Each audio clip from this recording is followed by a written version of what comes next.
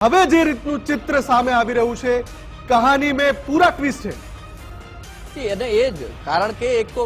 તો દસ્તાવેજી પુરાવો અને બીજી વાત કે સીસીટીવી। એ સીસીટીવી જો હું મુફદ્દલ આપને બતાવું તો એક 24 તારીખનો સીસીટીવી છે અને બીજો જે સીસીટીવી છે 25 તારીખનો। ત્યારે જે સીસીટીવી ચાલી રહ્યું છે એમાં આજે જેના ઉપર આપણે રાઉન્ડ અપ કર્યું છે પાયલ ગોટી છે કે જેના આરોપી તરીકે જે લેટર કાંડ છે, પત્રિકા કાંડ જે આખો સર્જાયો છે એમાં મુખ્ય આરોપી તરીકે આ જે છે એ પાયલ ગોટી। હવે તારીખ છે આ બીજો જે સીસીટીવી છે 24/12/2024 અને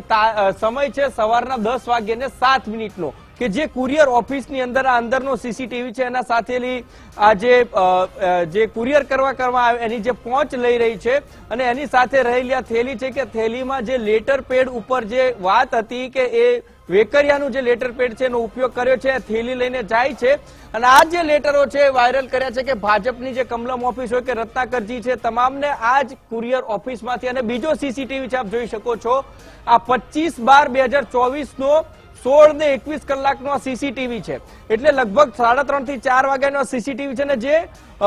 પત્રિકા જે હતી કે જે આખું લેટર પેડ ની અંદર જે છપાયેલી પત્રિકા હતી એ પત્રિકા અહીંયા જે કુરિયર બોય જે બેઠો છે એટલે કે જે ઓફિસના વ્યક્તિ જે બેઠા છે કુરિયર ઓફિસના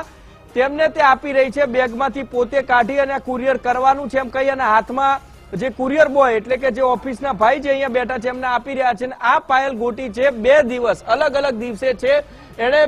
2 વખત કુરિયરો કર્યા છે અને બીજી મહત્વની વાત એ પણ સામે આવી છે સીસીટીવી ની સાથે કે એક વખતનું ઓનલાઈન પેમેન્ટ કર્યું છે અને બીજી વખતનું છે રોકડા રૂપે આપ્યા છે। એના જે સીસીટીવી છે આ સીસીટીવી ની અંદર પાયલ ગોટી સ્પષ્ટપણે છે દેખાય છે અને એને આપેલું આ જે કુરિયર જે છે જે ઓફિસમાં રહેલો જે વ્યક્તિ હતો એને આપ્યું એની લીધેલી આ પહોંચ છે એટલે પાયલ ગોટીએ કુરિયર કર્યું છે વાત નક્કી થઈ જાય છે અને એ વાત આ સીસીટીવી 24 અને 25/12 એટલે કે ડિસેમ્બર મહિનાના 24 ડિસેમ્બર અને 25 ડિસેમ્બરના સીસીટીવી સામે આવ્યા છે કે જેમાં પાયલ ગોટી કુરિયર ઓફિસમાં જાય છે, સીસીટીવીમાં દેખાય છે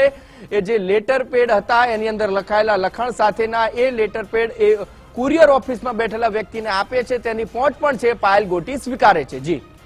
બિલકુલ આભાર ઉમંગ અમારી સાથે જોડાવા બદલ। એટલે કે હવે